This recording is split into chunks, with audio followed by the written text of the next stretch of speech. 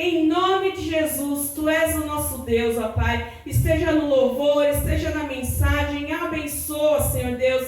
Esteja, Senhor Deus, com os nossos corações aqui hoje, nos dê ânimo, nos dê força, nos fortalece para enfrentarmos este mundo cruel. Esteja, Pai, nos capacitando para essa boa obra e nos ajude, ó Deus, a cada dia te louvar e te bendizer verdadeiramente, em nome de Jesus. Amém? Amém. Convido a igreja a abrir na carta de Paulo, a igreja de Gálatas, chama Gálatas, capítulo 2, versículo 20. É lá no Novo Testamento, depois dos Coríntios. Tem os Evangelhos, Atos, Romanos, os Coríntios, depois em Gálatas. Gálatas, capítulo 2, no verso 20. Uma carta que o apóstolo Paulo escreveu para essa igreja. Lá depois, em 2 Coríntios, capítulo 2, a partir do verso 20. Versículo 20, que é um versículo bem conhecido, e fala da nossa vivência na caminhada cristã, que nós devemos entender o que é o Evangelho, como caminhar no Evangelho. Então, Gálatas 2:20 diz assim: já estou crucificado com Cristo, e vivo não mais eu, mas Cristo vive em mim. E a vida que agora vivo na carne, vivo-a na fé no Filho de Deus, o qual me amou e se entregou a si mesmo por mim. Então aqui fala do sacrifício de Jesus ali na cruz. Começa assim: já estou crucificado com Cristo.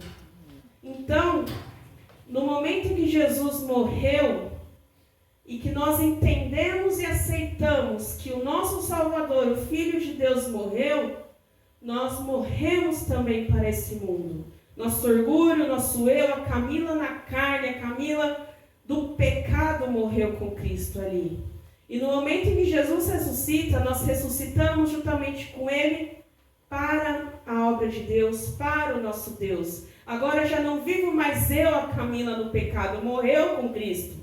Agora vive a Camila para Deus. Agora eu vivo para o Senhor Jesus. O Espírito Santo habita em mim para eu viver uma nova vida agora que quem habita em mim é Jesus Cristo, Deus vivo e Deus verdadeiro. Então que a nossa vida seja essa, de Jesus viver em nossas vidas, de nós termos o Espírito Santo de Deus habitando dentro de nós, porque assim na nossa caminhada nós entenderemos a vontade do nosso Deus, a verdadeira vontade de Deus nas nossas vidas. Porque se a gente olhar para situações, para a angústia, para a tristeza, para a aflição, e nós não tivermos Jesus como centro, o Espírito Santo de Deus habitando dentro de nós, nós vamos falhar, nós vamos pecar, nós vamos voltar para trás. Então, que nós devemos entender que nossa vida é Jesus. Todos os dias, escolhendo Jesus, deixando o pecado de lado. Ontem eu mentia, mas a Camila mentirosa morreu. Agora quem vive é a Camila que fala a verdade em Jesus. Ontem a Camila falava palavrão, agora vive a Camila que fala palavras boas, palavras verdadeiras, por conta do sacrifício de Jesus, por conta que nós estamos vivendo agora um novo evangelho, a vida eterna, Jesus Cristo habitando dentro de nós. Então que nós possamos entender que Jesus morreu na cruz, pagou os nossos pecados, pagou a nossa dívida, e agora nós vivemos uma nova caminhada, uma nova vida. Já não vivo mais eu, não sou eu, Camila, mas é Cristo que vive em mim. Agora é Jesus que vai tomar as minhas decisões, que vai fazer tudo na minha vida. Eu vou andar juntamente com Ele e nós dois vamos chegar à vida eterna e vamos nos encontrar lá no céu. Então nós precisamos entender Que nossa caminhada é feita de escolhas e que nós venhamos escolher sempre Jesus. Venhamos escolher. Às vezes tem situações difíceis, complicadas, vem tentações, provações. E para que nós venhamos escolher Jesus, é necessário estar na igreja, estar lendo a Bíblia de dia e de noite, estar em oração constante. Porque se nós não nos alimentarmos espiritualmente falando, a tendência de pecar é muito grande. A nossa carne, ela quer pecar, ela quer continuadamente pecar. Para lutar contra essa vontade é somente através de Jesus Cristo, somente através do Espírito Santo que habita dentro de nós. Então aqui fala no 2:20, já não vivo eu, mas Cristo vive em mim. Então no momento em que Jesus habita em mim, nossas escolhas em Deus, nossas escolhas em servir a Deus vão ser automáticas, vão ser assim, não vai ser difícil. Agora, se a gente está numa situação que, poxa vida, está difícil servir a Deus, é que está faltando Bíblia, está faltando oração, está faltando intimidade com o nosso Deus. Que nós possamos entender que para servir ao nosso Deus é fácil, é somente entender que nós somos povo eleito, povo separado, povo abençoado e que vamos caminhar juntamente até o céu, sabendo que todos os dias as nossas escolhas devem ser. Tu és a minha luz, a minha salvação e a ti me renderei. Se ao teu lado estou, seguro em tuas mãos, eu nada temerei. Oh,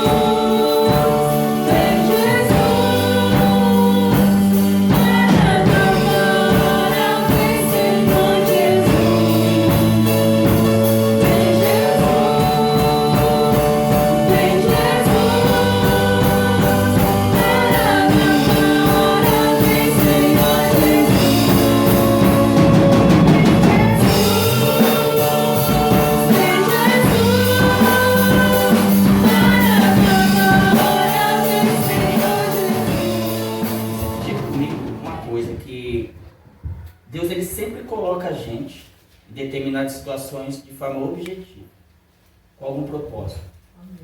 A gente nunca está num lugar ou está numa situação sem que Deus tenha preparado aquilo dali para a gente. Sempre tive isso comigo. Se você está na obra de Deus, tem um objetivo para a sua vida. Nunca você está ali só para ocupar um lugar. No reino de Deus não tem isso. Porque o apóstolo Paulo diz que nós somos o corpo de Cristo.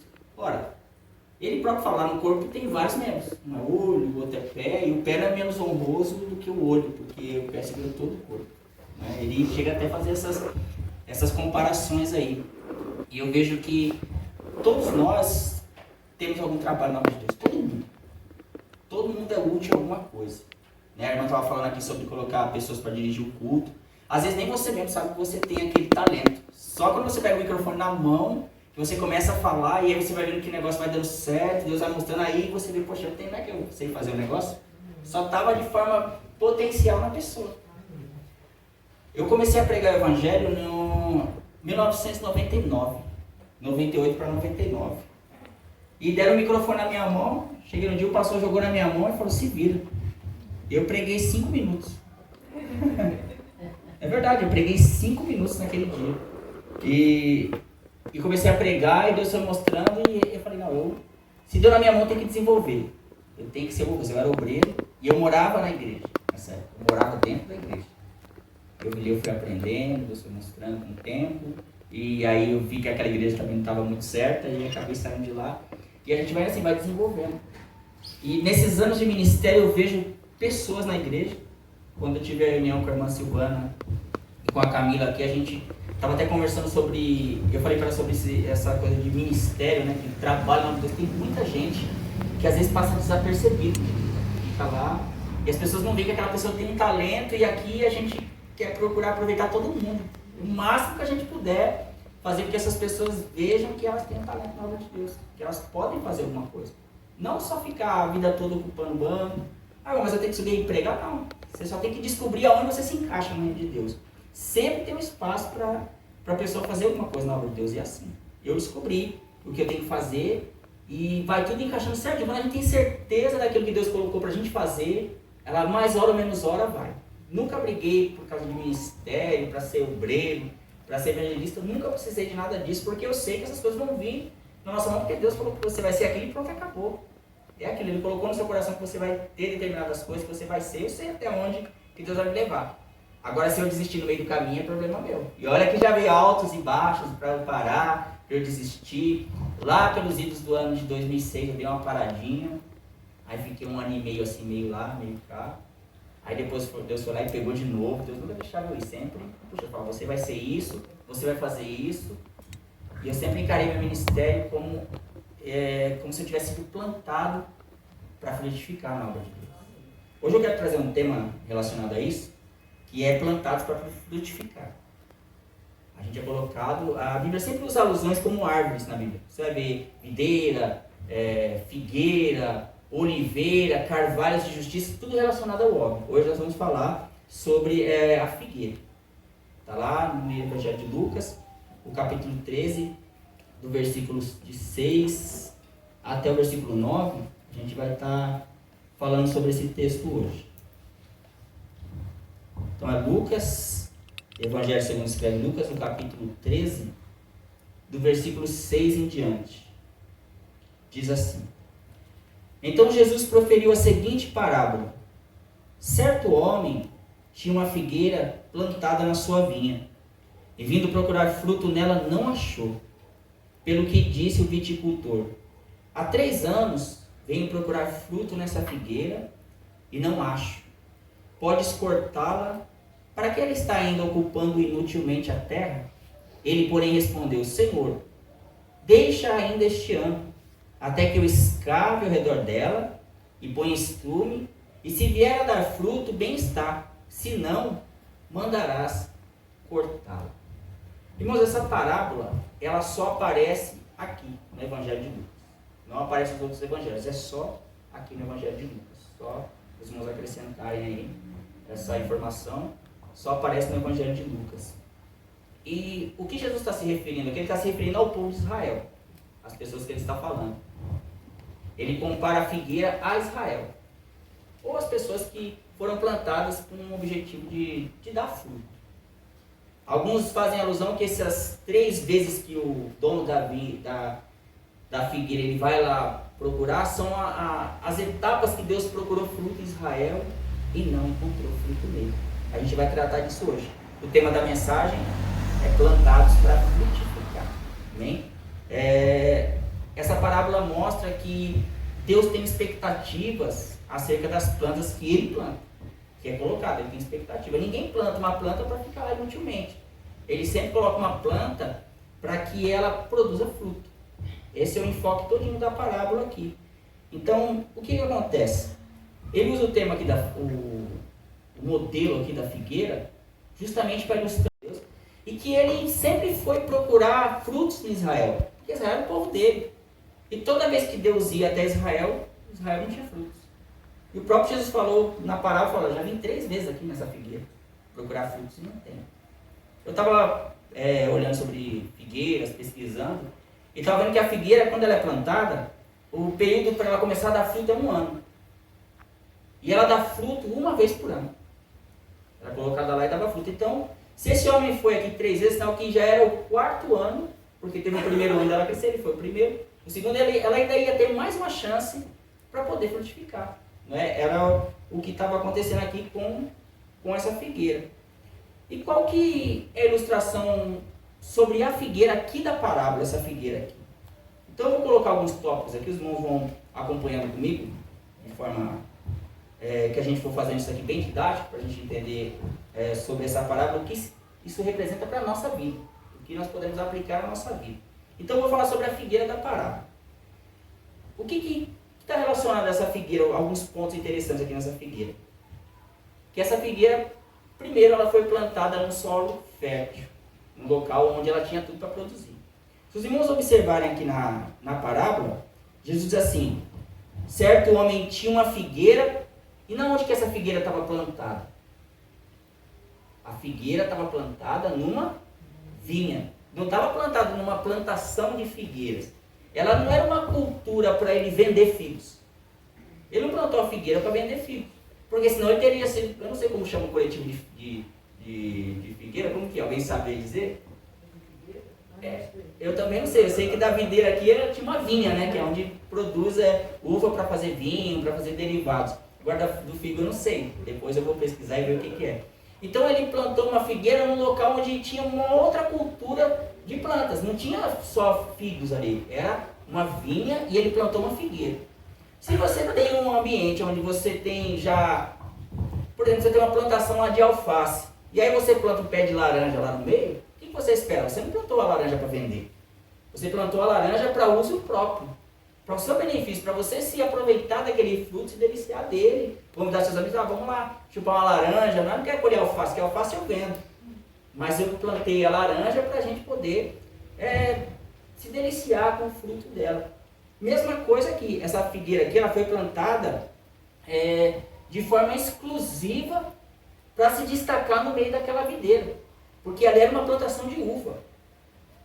Eu não vejo o homem plantando a figueira ali para ficar lá junto com as uvas e ser tudo igual. Não, ele plantou a figueira justamente com exclusividade para que ela se destacasse. Tinha expectativa sobre aquela figueira ali.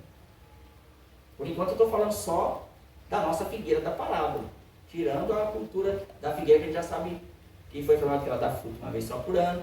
É sobre a figueira dessa parábola aqui, não é? Eu não sei se era comum naquela época ou não plantar figueiras de outro tipo de cultura. Eu sei que nessa parábola o homem era provavelmente um viticultor, né?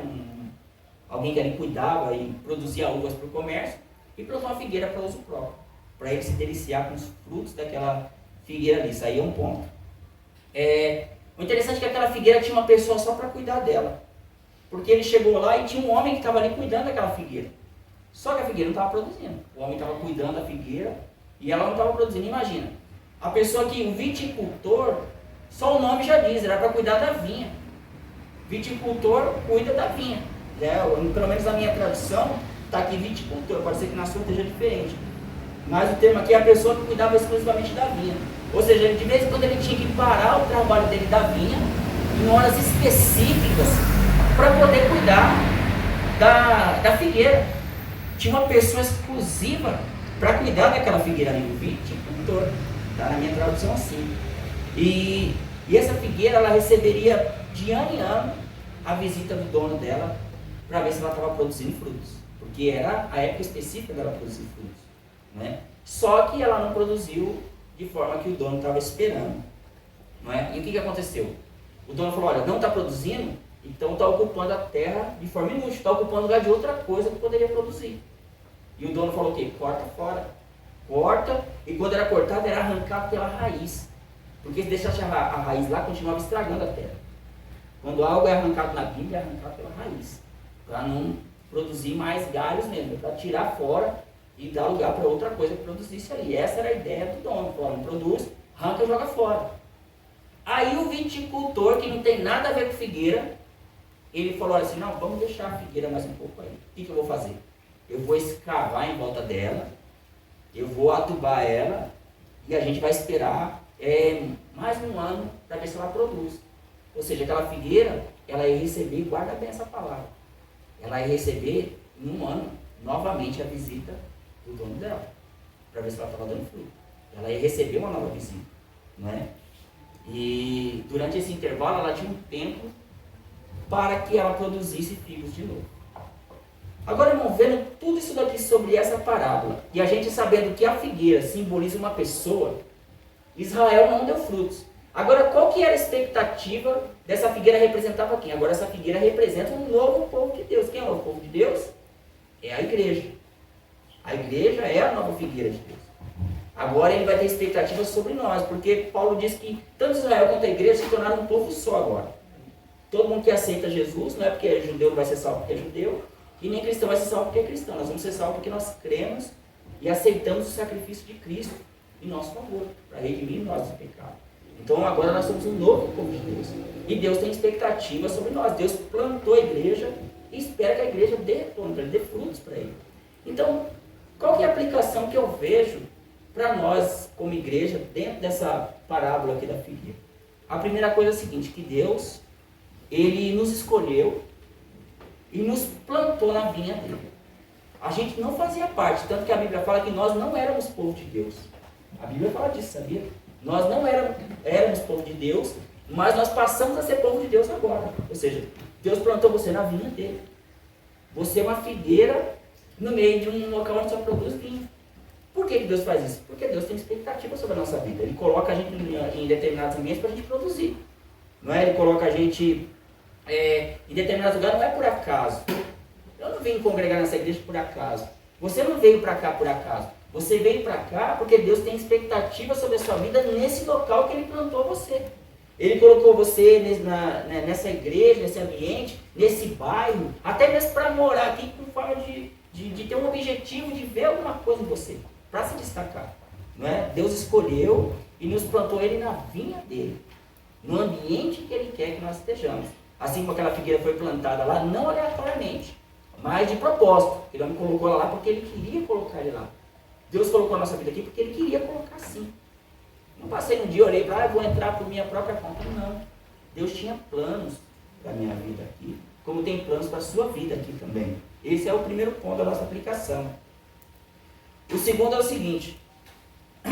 Deus nos coloca em determinados lugares para nós fazermos a diferença. Ora, para todo lugar que você olhasse naquela vinha, o que você ia ver? Uva. Se você andasse lá no seu tamanho da vinha, mas se ela fosse grande, você ia andar 1 quilômetro, uva. Porém, não tinha como olhar, dependendo da altura daquela figueira. Obrigado. Não tinha como você olhar para aquela videira e não visse aquela figueira, porque a figueira é mais alta do que a videira. Não tinha como não olhar ali e você não conseguia enxergar aquilo. Eu lembro a passagem que Jesus diz assim, vocês são a luz do mundo. Não se pode esconder uma cidade, não é, que está edificada sobre uma montanha. Ou seja, o cristão é colocado no lugar para aparecer mesmo, não é para ficar escondido. Assim aquela figueira foi colocada ali para aparecer. As pessoas que passassem e olhassem para aquele lugar onde tinha as uvas, eles falaram, poxa, mas tem uma figueira ali no meio. Por que ele não plantou aquela figueira ali? Deve ser porque ele gosta muito de figo, porque ele queria se deliciar com o fruto daquela figueira e plantou ela ali. Então, Às vezes nós somos colocados em determinados lugares para nós fazermos a diferença. Essa figueira estava colocada ali e ela era diferente de tudo que tinha ali. Ela tinha até um tratamento exclusivo para ela, não é? Uma figueira, não tinha como as pessoas deixarem de olhar para ela. E ela estava num local onde não era propriamente dela, mas era um privilégio ela estar ali, porque era um local de outro tipo de cultivo, de outro tipo de planta, mas foi colocada ali porque o dono quis que ela colocasse, não é? O fato dela estar plantada no meio de outras plantas diferentes já mostra como o dono tinha expectativas sobre ela. Às vezes você olha para você mesmo, você está no local e fala, poxa, mas aqui já está todo mundo meio já fazendo as coisas. Já tem de tudo, aí não precisa, eu estou diferente nesse meio. Às vezes Deus precisa de um diferente. Às vezes Deus precisa de um novo cultivo para poder mudar aquele ambiente, para poder dar um novo visual, porque já tem muito de uma coisa só. E às vezes Deus traz algo que é diferente para poder fazer a diferença naquele lugar, para poder mostrar uma nova forma de enxergar as coisas. Não tem ambiente que está tudo meio igual. Pode olhar os grandes reformadores da igreja, quando eles vieram é porque estava tudo muito igual. Todo mundo fazendo a mesma coisa, Deus levantava alguém para poder fazer a diferença naquele lugar, não é? Outra coisa interessante que a gente vê também é que Deus, Ele colocou alguém para cuidar de nós. Deus colocou alguém para cuidar da nossa vida. Lembra que lá tinha um viticultor para cuidar da figueira? Na igreja, a gente também tem alguém que cuida de nós. Quem que é? Assim como o viticultor cuidava da figueira, nós temos o Espírito Santo que cuida da nossa vida. Eu quero que você abra comigo nos textos de João. A gente vai estar lendo os textos.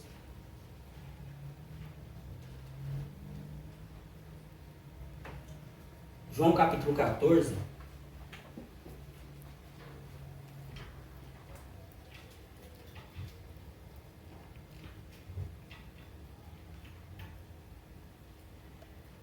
E o versículo 16.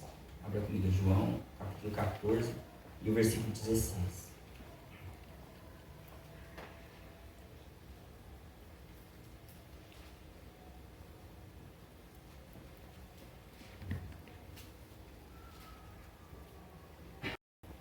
Capítulo 14 e o versículo 16. E eu rogarei ao Pai, e Ele vos dará o outro Consolador, a fim de que esteja sempre convosco o Espírito da verdade, que o mundo não pode receber, porque não vê e não conhece. Vós os conheceis, porque Ele habita convosco e estará em vós. Agora o capítulo 16 de João, no versículo 8, um pouquinho mais à frente aí. Capítulo 16 e o versículo de número 8.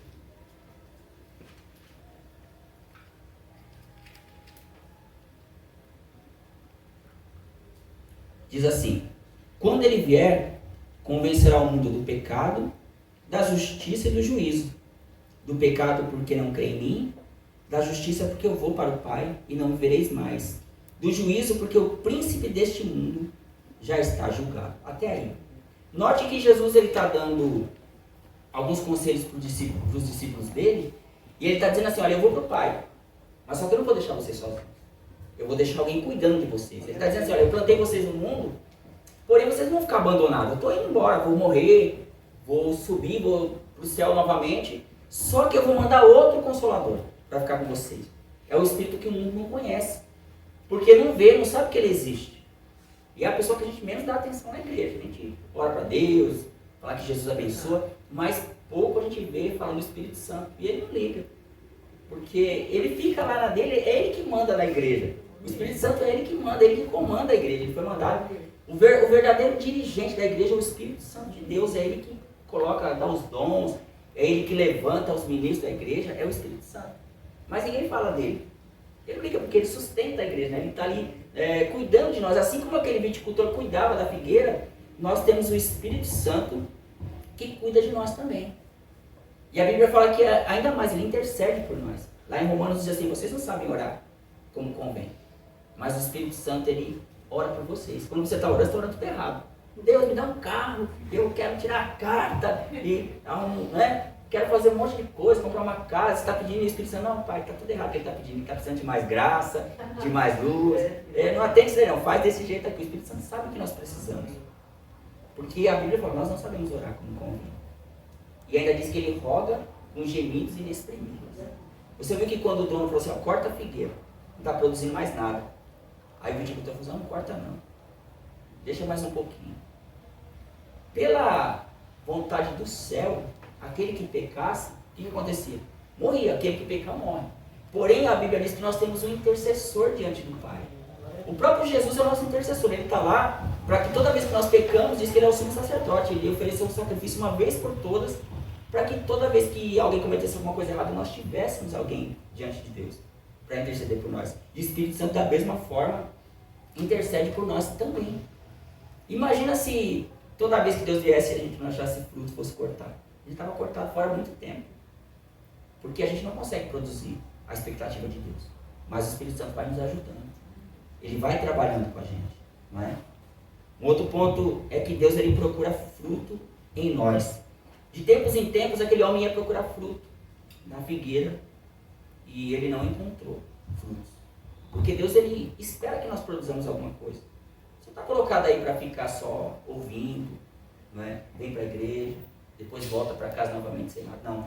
Você é colocado na obra de Deus para que você produza alguma coisa. Os frutos na igreja é aquilo que o Espírito Santo vai fazendo com que você externe, vai além de você. Uma coisa é você receber, outra coisa é você começar a produzir. O que é produzir? É quando tudo que você aprende aqui você consegue passar para outra pessoa. Você está lá no ponto de ônibus, aí tem uma pessoa deprimida e começa a conversar com você e você tem palavra para falar para ela. Você tem formas de aconselhar ela. Ou, quando a pessoa olha para você, ela vê que você tem diferença de outras pessoas. Você é uma figueira plantada numa vinha. Você é uma árvore diferente numa outra cultura. Você está engajado numa cultura e você é completamente diferente daquela cultura. Você é uma figueira plantada numa vinha. Entende esse mistério? Nós somos diferentes numa cultura. No mundo é uma coisa e nós somos plantados para ser completamente diferente daquilo dali. Nós produzimos fruto que é diferente do fruto do mundo. Enquanto o mundo está produzindo um tipo de fruto, nós produzimos outro. E é o que Deus tem procurar. Porque quando a gente começa a produzir, a Bíblia aconselha que é para cortar fora. Eu ainda coloquei uma observação assim, ó. A figueira ela não foi plantada para produzir sombra. Olha, você não está plantado para produzir sombra. O dono da figueira não falou, eu quero plantar uma árvore aqui para ficar debaixo da sombra dela. Não. Ela não foi plantada para usar a madeira para fazer móveis. Vou plantar essa figueira aqui, daqui a pouco eu vou derrubar ela e vou fazer uma mesa com ela.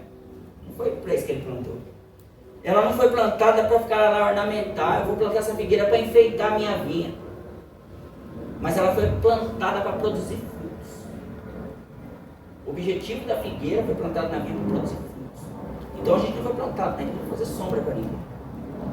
A gente não foi plantado para fazer coisas, né?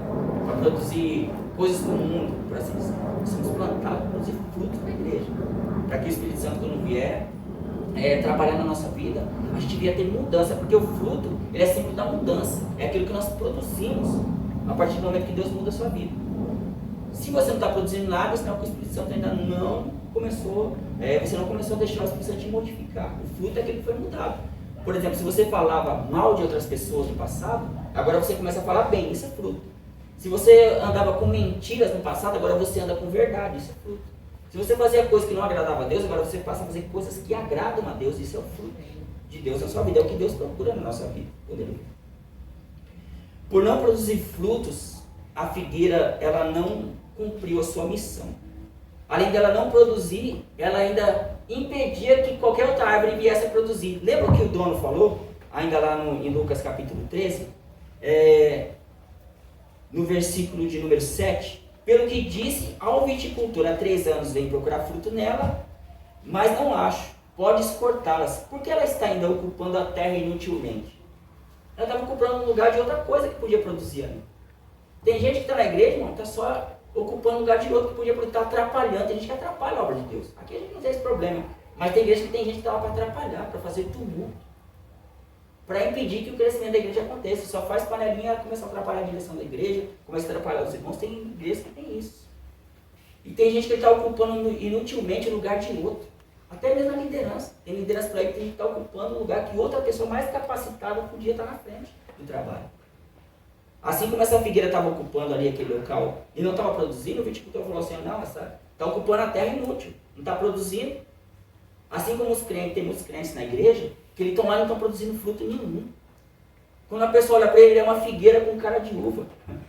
Já viu uma figueira, cara? A gente está plantando uma videira e está virando videira, querendo virar videira também. Não, é figueira. Imagina se aquela figueira fosse plantada numa videira e começasse a ramar, querendo produzir uva. Não dava certo. Assim somos nós. Fomos chamados para produzir o fruto que Deus espera de nós. Não o fruto que nós queremos produzir, mas o fruto que Deus espera que nós venhamos a produzir. Aí eu coloquei uma outra observação aqui, presta atenção. Uma figueira pode ser alta, forte, bonita, com folhagem exuberante e dá até flores.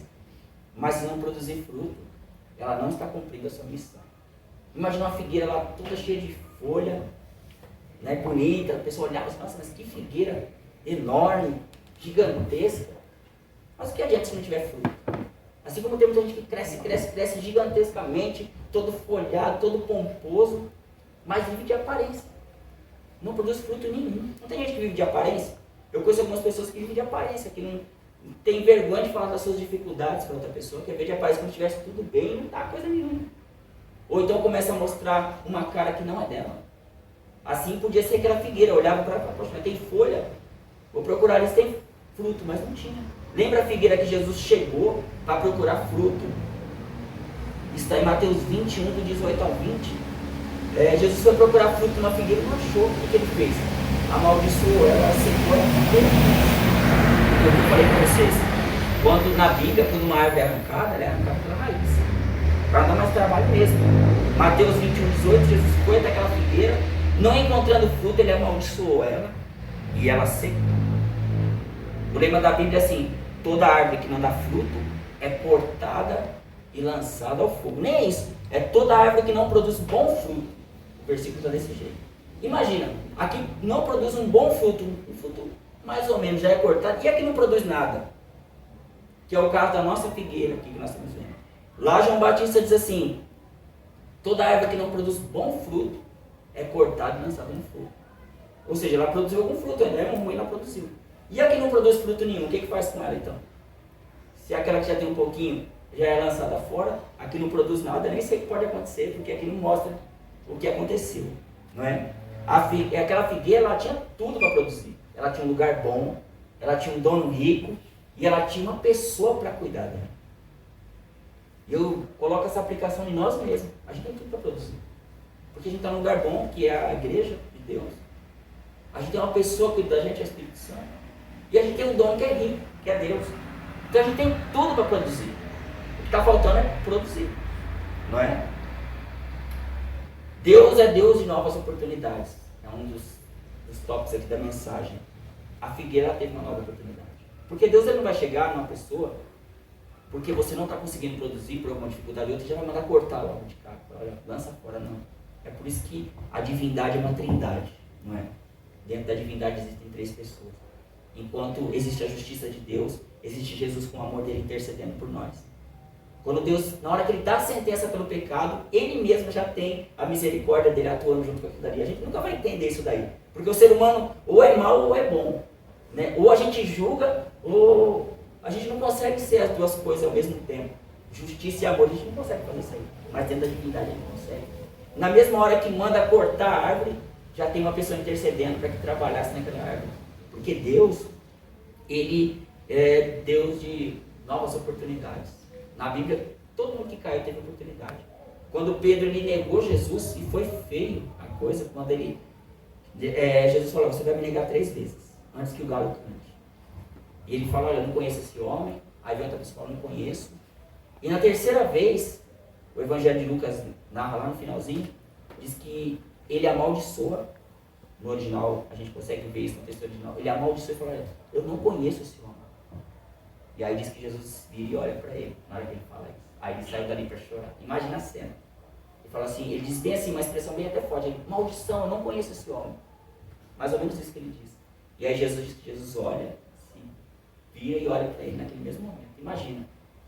Ele negou Jesus, e ele amaldiçoou e ainda disse que não conhecia ele. Não tem nada a ver com esse homem. Mas aí Deus é Deus segundo as oportunidades. Quando Jesus se encontra naquela praia com ele, Jesus fala: você me ama, Pedro? Pedro falou, olha, o Senhor sabe que eu te amo. Por mais que ele negava, ele amava Jesus. Só que ele estava num momento que não estava muito bom, não estava produzindo.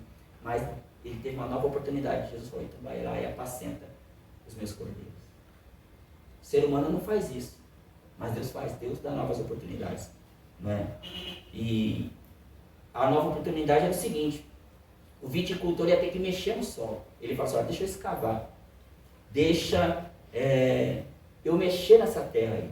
O que acontece? Que ilustração a gente pode trazer? O Espírito Santo, ele vai trabalhar na sua segunda chance. Olha, eu não estou produzindo, teve um erro aqui, outro ali.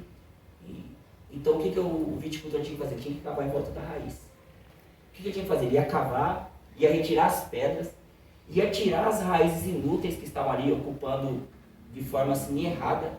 Não estava indo para o lado direto da água, ia deixar somente as raízes que fossem procurar água, mas ele ia ter que mexer na raiz. Quando você recebe a sua segunda chance, o que Deus vai fazer? Ele vai cavar fundo na sua vida. Ele vai tirar toda a pedra que está no meio do caminho. Ele vai mexer as suas raízes, às vezes tem até que cortar e machucar, para tirar o que não presta.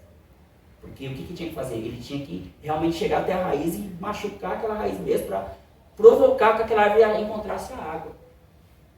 E aí Deus vai acrescentar na sua vida o adubo necessário para você crescer, vai colocar vitamina na sua vida, mas antes disso, ele vai ter que desenterrar tudo que está escondido.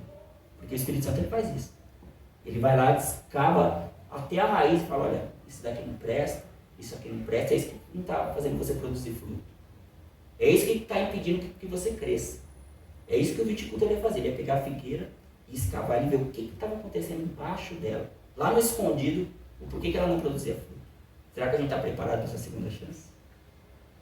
Será que a gente está preparado para que o Espírito Santo mexa nas nossas raízes, machuque ela, chegue lá no âmago onde tem as pedras, onde tem tudo aquilo que prejudica a frutificação? Era isso que ele ia fazer. Feito isso, o que ia acontecer? Aquela figueira ia ter um prazo de mais um ano para poder produzir. Talvez você já esteja vivendo, ou eu, nessa segunda fase, para a nova visita. Será que a gente está pronto para a nova visita de Deus? De tempos em tempos, Deus vem procurar fruto em nós, na nossa vida. Deixa eu ver o que esse camarada está produzindo. Deixa eu ver se o que ele está falando realmente condiz com a verdade. Deixa eu ver se ele cai, mas ele levanta. Porque uma coisa é cair. Quem está andando, aprendendo a andar de bicicleta, cai. Outra coisa é você largar a bicicleta lá e ficar caído no chão, só chorando. Não é? Quando a gente é criança, a gente cai, leva o capote, se rala todo. Daqui a pouco a gente monta na bicicleta, sai andando de novo, cai de novo, e assim, a vida cristã é desse jeito. Então, depois de escavado, depois de adubado, aquela árvore vai ter uma nova oportunidade para visitação. E a última coisa que eu quero dizer hoje, irmãos, é que a paciência de Deus, ela tem limite, sim.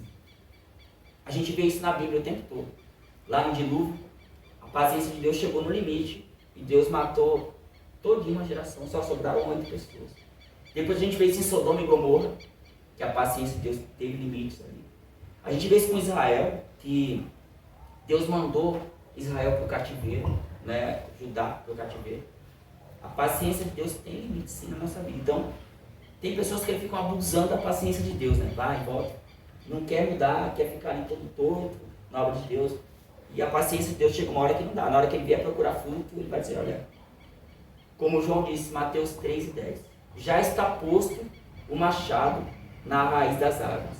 E toda árvore que não dá bom fruto, ela é cortada e ela é lançada, jogada no fogo. Isso os irmãos podem acompanhar em Mateus, capítulo 3, e o versículo de número 10. Amém? Então, vai chegar um tempo de uma nova visitação. Quem não produziu fruto tem uma segunda chance. Deus ele vai estar novamente visitando para ver que se nós estamos produzindo fruto novamente. E será que quando ele vier, ele vai encontrar frutos? Será que nessa nova visitação dele, ele vai achar frutos na nossa vida? Fica essa palavra nessa noite, guarda no seu coração e vê se você não está precisando que o Espírito Santo mexa nas suas raízes. Veja o que está impedindo que você produza fruto. Hoje eu não estou conseguindo fazer a obra de Deus como eu deveria. Mas Deus é Deus de novas oportunidades. Deus é Deus que dá a segunda chance para a nossa vida. Amém? Tem algum recado? Não? Pode estar encerrando? Amém. Convido os irmãos a colocar de pé então.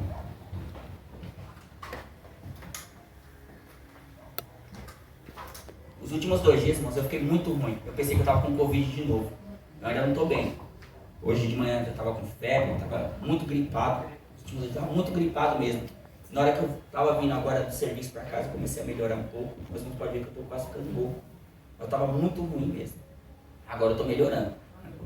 Amém? Então, eu achei que eu estava com Covid de novo, porque eu peguei Covid uma época, então qualquer sintoma a gente acha que estava com Covid de novo. Mas não era Covid, não, era só gripe mesmo. Amém? Em nome de Jesus. Meu Deus, no nome de Jesus eu te agradeço por essa noite, Pai.